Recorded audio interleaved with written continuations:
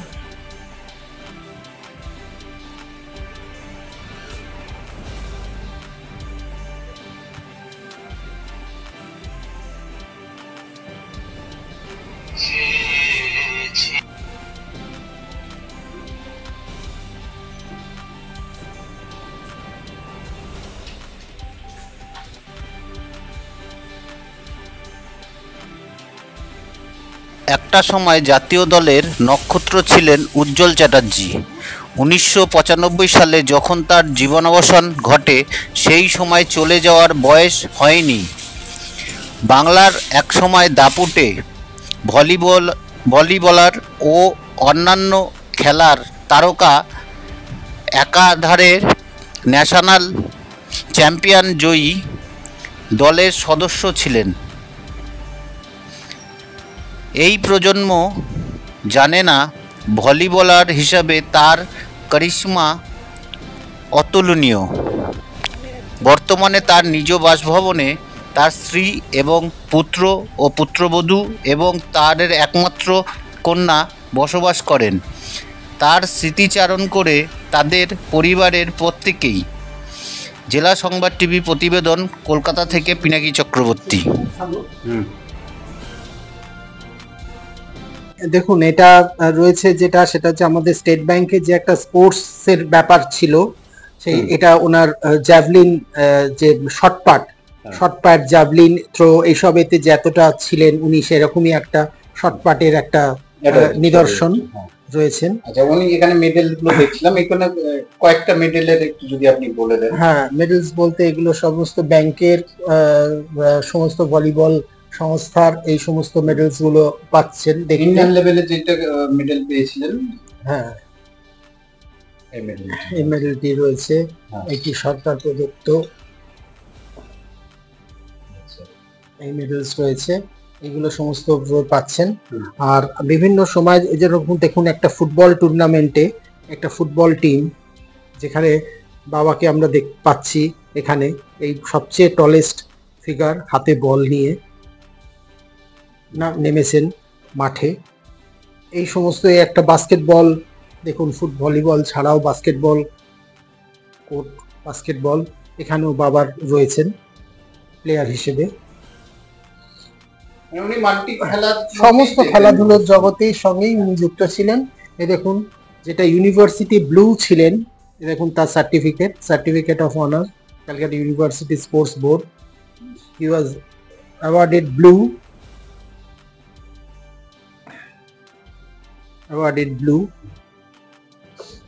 এটা কলেজ থেকে দেয়। আচ্ছা, এখানে দেখুন একটা গেমস এর মধ্যে বাংলার দুই স্বনামধন্য এবং কিংবদন্তি বলতে পারেন, এটা একটা ফ্রেমে রাখুন। এটা একদিকে বাবা রয়েছেন, ডান দিকে পুরস্কার নিচ্ছেন, আর যার হাত থেকে নিচ্ছেন তিনি একজন বিখ্যাত অলিম্পিয়ান, আমাদের ভারতবর্ষের পদ্মশ্রীতে সম্মানিত শ্রী শৈলেন মান্না মহাশয়। ওনারা দুজন একটা ফ্রেমে ছবি, এখানে আমিও আছি। আচ্ছা, বাড়িতে যে প্রোগ্রাম হতো তার মধ্যে দেখুন এখানে বেশ কয়েকটা ছবি দেখাই। আমাদের যে স্মরণ সভা আমরা করতাম ওনার প্রয়াণ দিবসকে মনে রেখে, এখানে একটি ছবি বাবার ছবির পাশে রয়েছেন, বসে শ্রী সুকুমার সমাজপতি, এই ওনার ছবি। এই বাড়িতে বহুবার এসছেন, এই অনুষ্ঠান অ্যাটেন্ড করে গেছেন। এখানে দেখুন একই ফ্রেমে 3 খেলোয়াড়কে পাচ্ছি আমরা বাংলার। একজন শ্রী দীপু দাস, ইনি হচ্ছেন বিদ্যুৎ মজুমদার, এবং অন্যজন হচ্ছেন শ্রী সুকুমার সমাজপতি। 3 জনকেই আমরা একই বছরে এই ঘরেই দেখুন অনুষ্ঠান, আমরা দেখলেই বুঝতে পাচ্ছি 3 জনকে আমরা পেয়েছিলাম।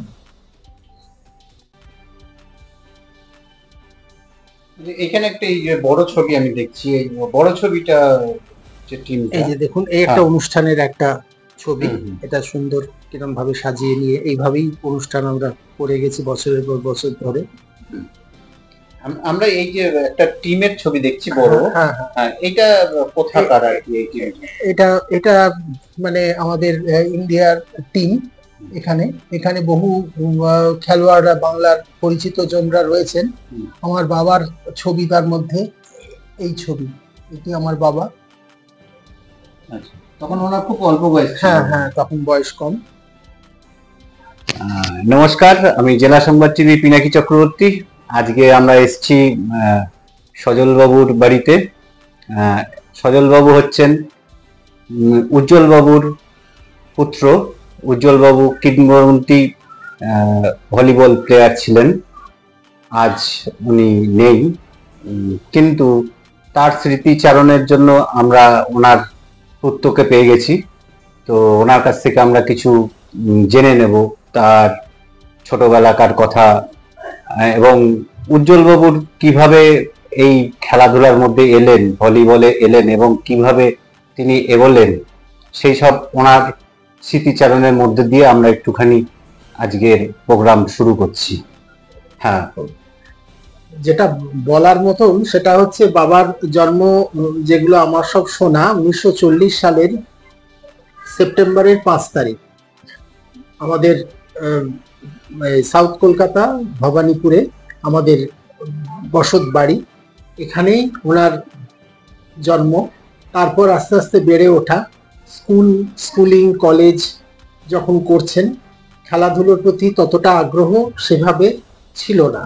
পরবর্তী সময়ে কয়েকজনের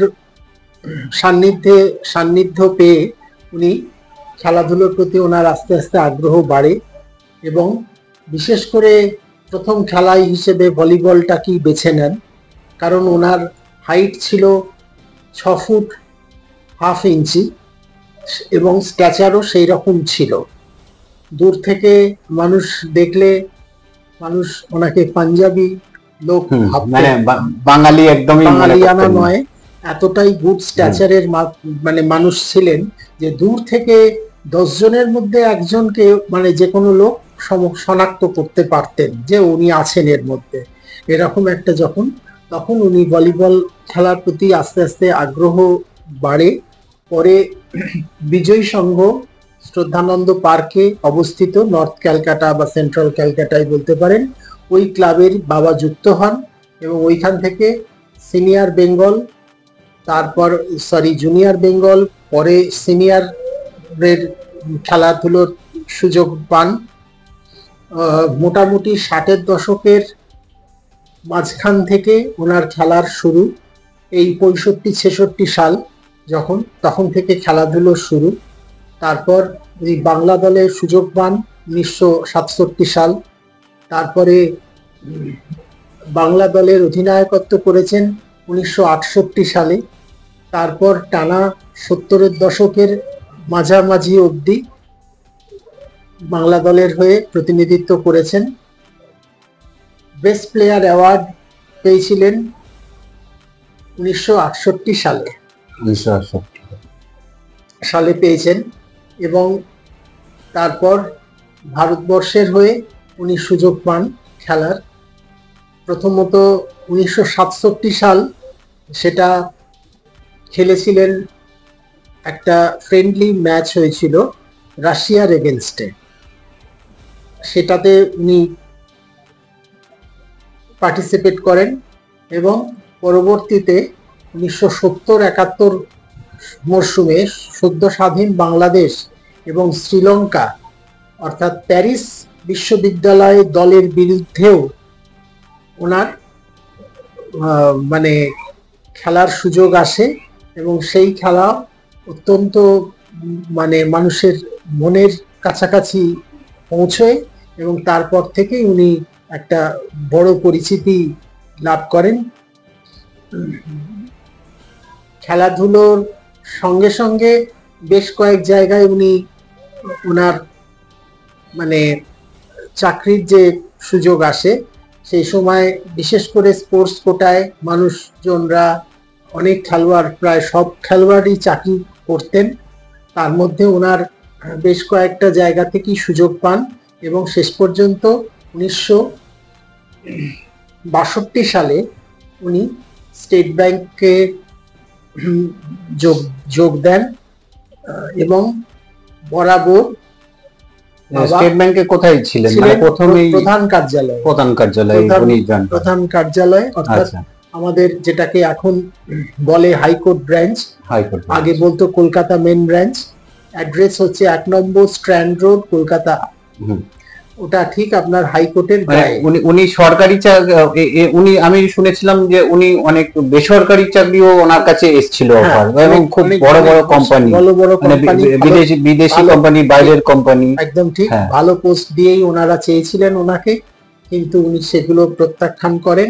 শেষ পর্যন্ত ভারতীয় স্টেট ব্যাংকে যোগ দেন এবং তারপর টানা প্রায় 3 দশকেরও বেশি উনি সেই সংস্থার সঙ্গে ছিলেন এবং স্টেট ব্যাংক টিমেও যে ভলিবলের যে টিম ছিল বিভিন্ন জায়গায়, ভারতবর্ষের বিভিন্ন জায়গায় খেলাধুলোর জন্য উনি সারা ভারতবর্ষ জুড়েই উনি ওনার খেলাধুলো চালিয়ে গেছেন, চলেছে। এবং তারপর উনি একটু হঠাৎ করে অসুস্থ হয়ে পড়লেন 94 সাল নাগাদ। ওনার যখন মোটামুটি মানে মাঝ বয়স খেলার দিকে আর কি, বারে প্লাস কর্মজীবন, তখন মনে হয় আপনারা খুব ছোট ছোট মানে এসে গেছেন, তো আপনারা খুব ছোট, তো আপনাদের কেমন, উনি কতটা সময় দিতে পারতেন সংসারের দিক থেকে? আপনার সংসারে মানে আপনার মা, আপনি তো আপনি ছোটবেলা থেকে কেমন বাবাকে মানে পেয়েছেন? হ্যাঁ, কিরকম ভাবে পেয়েছি? পাওয়া বলতে সত্যি কথা মানে উনি খেলাধুলোর জন্য উনি খুবই মানে ব্যস্ত থাকতেন। খেলাধুলোর জগৎটাকে এমন ভাবে ওনার ছিল যে থ্রু আউট দ্য ডে উনি সেই সব নিয়ে ব্যস্ততা চলতো এবং ব্যাংকও অনেক ফ্লেক্সিবল থাকতেন এনাদের প্রতি, অনেক লিবারাল থাকতেন, যেটাকে বলে মানে অন্যান্য মানুষজন যেরকম ভাবে একবারে টাইমে যাওয়া, টাইমের আগে বেরোনো নয়, এরকম ব্যাপার ছিল। ওনারা কিন্তু সেই স্বাধীনতাটা পুরোপুরি পেতেন, ব্যাংক সেটা দিত কিছুটা, ব্যাংক অনেক ফেসিলিটি, এক্সট্রা ফেসিলিটি বলতে পারেন, এই সমস্ত খেলোয়াড়রা পেয়েছেন। শুধু ভলিবল নয়, ওই জায়গাতে ক্রিকেট, অ্যাথলেটিক্স, ফুটবল, বিভিন্ন ধারার যারা মেন খেলোয়াড় ছিলেন সবাই বাবার অত্যন্ত কাছের এবং সব বন্ধুস্থানীয়, কেউ হয়তো 2 বছরের বড়, কেউ 5 বছরের ছোট, এরকম নাম বলে শেষ হবে না, অসংখ্য খেলোয়াড়। তারা আপনার বাড়িতে আসতো, আপনি তখন খুব ছোট, তখন ঠিক দেখেছেন আর কি, তাদের সাথে কথাবার্তা, আপনার বাবার সম্বন্ধে তাদের কাছ থেকে কিছু জানা শোনা পেয়েছেন? অনেক কিছু পেয়েছি, তারাও আসতেন বা কোনো জায়গায় যাবেন একসঙ্গে, হয়তো মানে আমন্ত্রণ পেয়েছেন, এখান থেকে উনি উঠেছেন, আরো বাকিরা হয়তো 2-1 জনকে তুলে সেই প্রোগ্রামে যাবেন এরকম। এবং উনি অনেকবার অনেক সংস্কৃতিতে আপনার কি বলে বিশেষ অতিথির আসন অলঙ্কৃত করেছেন, কোথাও কোথাও মানে কি বলবো মানে খেলোয়াড় হিসেবে ওনার অ্যাপিয়ারেন্সের জন্য ওনাকে ডাক উনি অনেক পেতেন, বহু জায়গায় যেতেন। আমিও ছোটবেলায়, আমারও মনে পড়ে। আপনার এরকম কোন স্মৃতি আছে যে আপনার বাবাকে ঘিরে, যে উনি এসছেন কোনোদিন হয়তো আপনি পড়াশোনার দিক থেকে হয়তো পড়াশোনা করছেন না, খেলাধুলা বা একটু অন্যমনস্ক রয়েছেন, তো আপনাকে এসে হয়তো কিছু বলেছে কি এরকম কিছু, বা আপনার এরকম কোনো স্মৃতি আছে যে মানে আপনার বাবা আমার উপর যেটা হয় যে সন্তান পড়াশোনা করছে না, মানে আজকালকার দিনের বাচ্চাদের যেমন বাবা মারা গাইডেন্স দিতে পারে না, বাবা মারাই থাকে না, কারণ বা এখন যে পরিস্থিতি বাবা মা দুজনকেই চাকরি করতে হয়, সেখানে ওই মাকে পায় না বাবাকেও পায় না। আপনি তো সংসারে মাকে পেয়েছেন, মা আপনার গৃহস্থ ছিলেন, আছেনও তিনি এখনো। বিশেষভাবে কয়েকটা কথা বলি, সেটা হচ্ছে উনি পড়াশোনার প্রতি ওনার যথেষ্ট মানে ভালোবাসা একটা ছিল, যে স্টুডেন্ট মানেই সে পড়বে, পড়াশোনার দিকে করবে, ভালো রেজাল্ট করবে এরকম। কিন্তু একই সঙ্গে এটাও বলতেন যে মানে খেলাধুলো বা কোনো অন্য যে কোনো জেনারেল স্ট্রিমে যদি কেউ সাইন করতে ইচ্ছুক থাকে তাহলে তার সেটাও সে চাইলে তাকে যে নার্সিং যেটাকে বলে, যে কসরত করা, চেষ্টা করা, এগুলো করলে নিশ্চয়ই তার সে একটা জায়গায় পৌঁছবে। এবং এটা উনি মানতেন, যে বলতেন যে মানে জোর করে কখনো কারুকে দিয়ে কিছু বিশেষ করানো, আমি এই মতের মানুষ নই। মানে যার যেটা হবার, যার যেটা ভেতর থেকে হচ্ছে, ইনার পার্ট থেকে যেটা আসছে, ওটাই দেখবেন ঠিক থাকবে, থেকে মানে কেউ আমি খেলাধুলোতে এতটা সাইন করেছি বা আমার একটা নামডাক রয়েছে বলে আমার ছেলেও ঠিক একই রকম হবেই বা হতেই হবে, এইরকম খেলা স্ট্রিমেই আসতে হবে না, এরকম নয়। কোনো জায়গা কোনো কিছুতেই বিশেষভাবে তুমি তোমার নিজের এটাকে তৈরি করো, যাতে কোথাও একটা গিয়ে তুমি প্রতিষ্ঠিত হও বা ভালো জিনিস তুমি ফল পাও। এবং ওনার মধ্যে অত্যন্ত যেটা বলার সেটা হচ্ছে যে মানে সততা এবং মানুষের পাশে দাঁড়ানো, এই ব্যাপারগুলো বিশেষভাবে বলার বিষয়। যদিও আজকে আমরা অনেকটা সময় পরে আলোচনায় করছি এইটা নিয়ে, যে সততা মানে থাকা, এটা ওনার মধ্যে খুব বেশি মতো ছিল। প্রচুর মানুষজন এটা জানেন, এবং পারফেক্ট একজন যে ভদ্রলোক।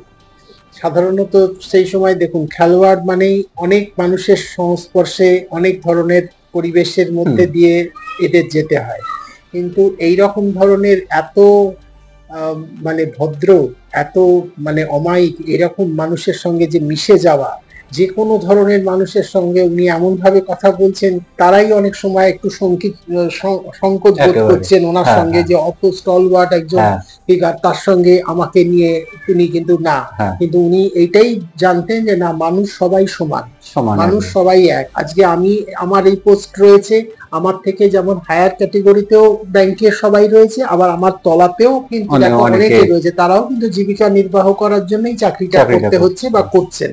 সুতরাং কেউ ছোট নয় ওনার কাছে, এটা একটা ওনার কাছ থেকে শিক্ষা। আদর্শটা ওনার কাছে পুরো সম্পূর্ণভাবেই আদর্শপূর্ণ ছিল। ওনার কাছ থেকে এই শিক্ষা আমরা সত্যি কথা পেয়েছি। উনি তো অনেক জায়গায় সম্মানও পেয়েছেন, মানে দেশ বিদেশে অনেক জায়গায় সম্মান পেয়েছেন। আমাদের রাজ্য সরকারের মানে পশ্চিম বাংলা উনি কতটা সম্মান পেয়েছেন? পশ্চিমবঙ্গে বলতে গেলে ধরুন ওই সময় খেলা যখন চলছিল, সেই রকম সময় যেরকম প্লেয়াররা পেয়েছেন, সেরকমই 68 সালে যে রাজ্য সরকার প্রদত্ত যে অ্যাওয়ার্ড দেওয়া হতো, যে বর্ষসেরা পুরস্কার, সেই বেস্ট প্লেয়ার অ্যাওয়ার্ডই উনি পেয়েছেন। পরবর্তী সময়ে অন্যান্য আরো কিছু, বা এখন যেরকম সরকাররা করছেন, বা বিভিন্ন রকম ভাবে মানুষজন পুরনোদের ডেকে নিয়ে গিয়ে তাদেরকে যেভাবে অ্যাকনলেজ করা হচ্ছে, সে সঙ্গীত শিল্পী বলুন, খেলোয়াড় বলুন, বাংলা থেকে যারা নাম করেছেন একটা সময়, সেই জিনিসটা তো উনি সেভাবে বলা যাবে না। উনি চলেই গেছেন আজকে থেকে আমাদের প্রায় 30 বছরের ওপর উনি আজকে আমাদের মধ্যে নেই। এই সদ্য হয়ে গেল ওনার জন্মদিন, গেল এই বছরে ওনার 30তম মানে মৃত্যুদিন ছিল এটা। তো এই হলো ব্যাপার। আর ওনার সম্বন্ধে আরো কিছু বলি, সেটা হচ্ছে 1995-এ উনি মে মাসে গত হওয়ার পরে সমস্ত খবরের কাগজে অ্যাজ নিউজ খবর হয়েছিল, এবং দূরদর্শন ছিল তখন একমাত্র মাধ্যম, চ্যানেল, অন্যদের অস্তিত্ব ছিল না। সেই চ্যানেলে দূরদর্শনের খবরে কয়েকবার করে, রেডিও যে খবর হতো কলকাতা ক ইত্যাদি, তাতে খবরে প্রকাশ, বেতার কেন্দ্র, বেতার এবং দূরদর্শন সবেতেই খবর প্রকাশিত হয়েছে। এবং ওনাকে নিয়ে একটি টুর্নামেন্ট হতো, all Bengal volleyball invitation meet, যেটা শ্রদ্ধানন্দ পার্ক, আমার স্ট্রিট অঞ্চল, সেখানে যে ক্লাবে বাবা খেলতেন বিজয়ী সংঘ, তাদের প্রতিষ্ঠা দিবস হতো সেপ্টেম্বর মাসেই। ওই সময়তেই বাবাকে নিয়ে এই টুর্নামেন্ট চালু ছিল। সেখানে তখন আসতেন তদানীন্তন ওই পাড়ারই মানুষ সোমেন মিত্র, বিধায়ক, এখন এই মুহূর্তে বিজেপিতে, আগে ছিলেন তৃণমূলে বিধায়ক তাপস রায়, এবং খেলোয়াড়দের মধ্যে শ্রদ্ধেয় পিকে ব্যানার্জি থেকে শুরু করে বহু খেলোয়াড়, বাংলার ফুটবল জগতের যত এবং ভলিবল, অ্যাথলেটিক্স, সমস্ত ধরনের সব খেলোয়াড়রা উপস্থিত হতেন। আমরাও পরিবার থেকে ভবানীপুর থেকে যেতাম, সেই খেলা হতো 2 দিন 3 দিন ব্যাপী হয়ে, টুর্নামেন্ট হয়ে ফাইনাল হতো। সেও কোনো ক্লাব বাবার নামে যে অ্যাওয়ার্ড বা ট্রফি তারা পেয়েছেন, নিয়ে গেছেন, তাদের কাছে আছে। এবং আমাদের এখানে 2000 সালে বেস্ট মানে মিলেনিয়াম অফ দ্য ইয়ার হয়েছিলেন পদ্মশ্রী শৈলেন মান্না, ফুটবল প্লেয়ার। তাকে নিয়ে আমাদের এই মাঠেই 2000 সালে আমাদের একটি প্রোগ্রাম হয়, উনি চলে যাবার 5-6 বছরের মধ্যেই ঘটনা। তখন সেই যে অ্যাওয়ার্ড, সেটাও স্মারক, সেটাও বাবার নামে নামাঙ্কিত, এরাই ক্লাব থেকে এটা উদ্যোগ নিয়ে করেছিল। ওনার বাড়িতে এখনো সেই ট্রফি গেলে দেখতে পাওয়া যাবে, ওনার ছবি দিয়ে সেই স্মারক। এইগুলো ছিল। স্টেট ব্যাংকের বিভিন্ন পত্রপত্রিকা, জার্নাল যে সমস্ত বেরোয়, সেগুলোতেও বাবার সম্বন্ধে বহুবার বেরিয়েছে। এবং এছাড়া আমি ব্যক্তিগত উদ্যোগ নিয়ে, পারিবারিক সূত্রেই বলতে পারেন খানিকটা, বিগত 25 বছর ধরে, 24 বছর মানে 95 সালের পর থেকে শুরু করে 2019 এই সাল অবধি আমাদের এই বাড়ির এই ড্রয়িং রুমে আমাদের একটি স্মরণ সভা আমরা করতাম, যেটাতে ওনাকে স্মরণ করে বিশিষ্ট মানে বিভিন্ন ডিসিপ্লিনের মানুষজনরা উপস্থিত হতেন। এই বাড়িতেই, ঘরেই হতো সেই অনুষ্ঠান, একটু সাজিয়ে নিয়ে, ওনার ছবিকে সাজিয়ে নিয়ে, সেইভাবে অ্যারেঞ্জমেন্ট করে অন্যরকম ভাবে সাজিয়ে নিয়ে। এবং যেটা বিশেষ করে বলার, সেটা যে বিভিন্ন ডিসিপ্লিনের মানুষজনরা যেমন এসছেন, তেমনই সাধারণ মানুষও এসছেন একই সঙ্গে। তো এটা যেটা বলার মতন, সেটা হচ্ছে প্রিন্ট এবং ইলেকট্রনিক বোথ মিডিয়ারাই কিন্তু ইনভলভ থাকতেন। ঘরোয়া ভাবে বাড়িতে এরম অনুষ্ঠান বছরের পর বছর হচ্ছে, কিন্তু এটা একটা উল্লেখ করার মতন বিষয় যে বিভিন্ন খবরের কাগজ আজকে আগের দিন কেউ দিচ্ছে, কেউ দিনের দিন দিচ্ছে, কেউ হয়ে যাবার পর হয়ে গেছে বলে দিয়েছে, এরকম। আমি কাগজের নাম বলে শেষ হবে না, আমি সেই নাম এটাই বলার বিষয় যে বাড়িতে হচ্ছে একদম পারিবারিক সূত্রে উদ্যোগে। উনি তো শেষ সময়টা মানে এইখানেই ছিলেন, এই বিছনাতেই ছিলেন, এই বাড়িতেই ছিলেন, এই ঘরেতেই ওনার, এই বাড়ির এই পার্টিকুলার এই ঘরেতেই আমাদের ওনার শেষ নিঃশ্বাস উনি ত্যাগ করেছেন। 95 সালের ঘটনা।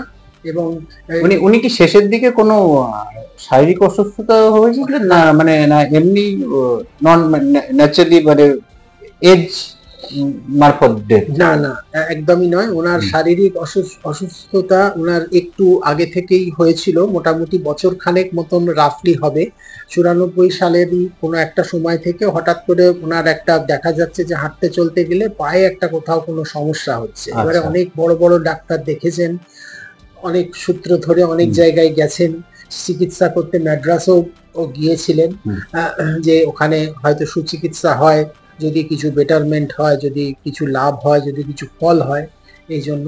কিন্তু যে কোনো কারণেই হোক সেভাবে রেসপন্স পাওয়া যায়নি, ওনার চিকিৎসা সেভাবে করানো যায়নি ওখানে ঠিক মতন।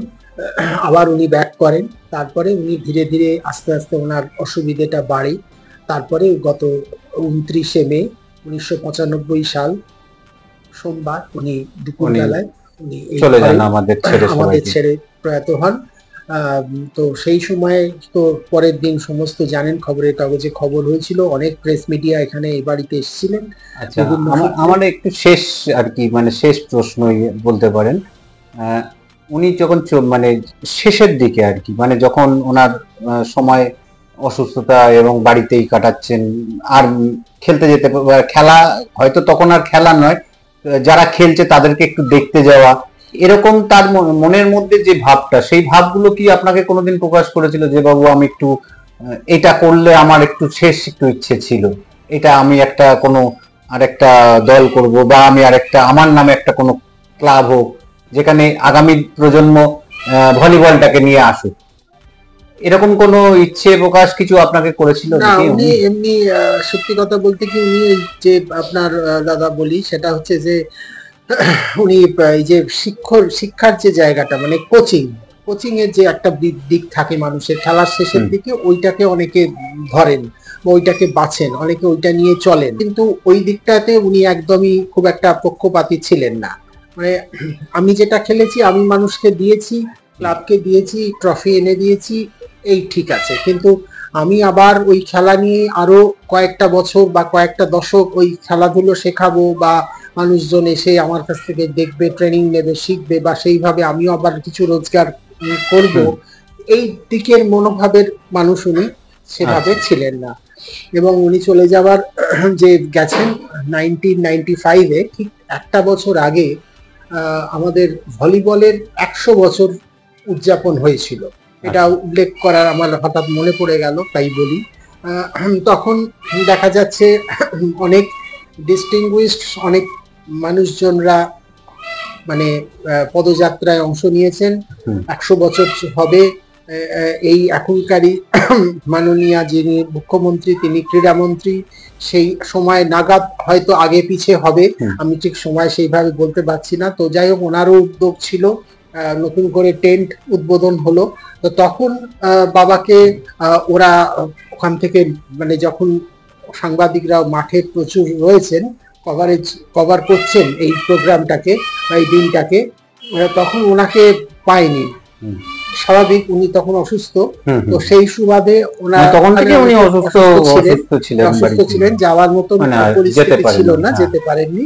তো কোন খবরের কাগজে ওনার সম্বন্ধে সেটাও কিন্তু খবর হয়েছিল, যে দেখা গেল না ভারত বিখ্যাত, মানে একটু নেগেটিভ খবর, একটু ওরা একটু নেগেটিভ খবরের দিকেই গিয়েছিল, যে মানে তারা জানতো না হয়তো তিনি অসুস্থ, মানে দেখছি না সেরকম উল্লেখযোগ্য কোনো খেলোয়াড়কে তো আমরা তখন, কেউ বলেছিলেন যে উজ্জ্বল দা তো অসুস্থ রয়েছেন, এই তো, তখন কোথায় কি খোঁজ খবর করার যেরকম থাকে প্রবণতা, মানুষজন বলেছিলেন যে উনি তো ভবানীপুরেই ওনার বাড়ি, ওখানেই থাকেন।